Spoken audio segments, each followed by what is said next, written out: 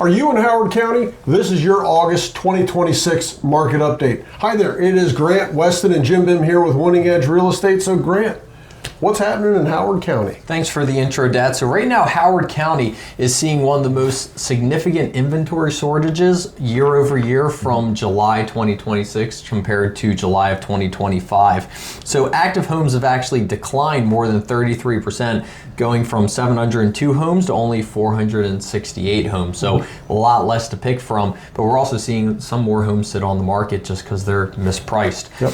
Pending sales has increased nearly 17%, so if you're priced right, you're selling quickly. And the average sales price actually rose 6%, reaching almost $760,000 in Howard County. The number of completed sales actually declined 6%, which means June of 2026 was a little slowed down, but things are ramping back up because we just had that home sale with multiple offers over a weekend. We've had several homes with multiple offers. Great things are happening. As long as you're priced right as a seller, you're selling quick. For buyers, there is a good opportunity as homes are sitting. Yep.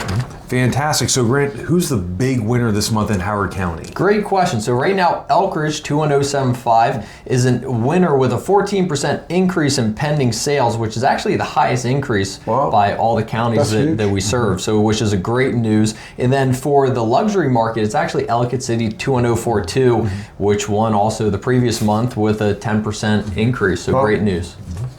So Dad, what's your recommendation at this point for people listening? Well, hey, if you're looking to buy a home or sell a home here in Ellicott City or Howard County, we're here to help. Reach out to us. It's Grant, Weston, and Jim Bim here with Winning Edge Real Estate, and let us know. We can help.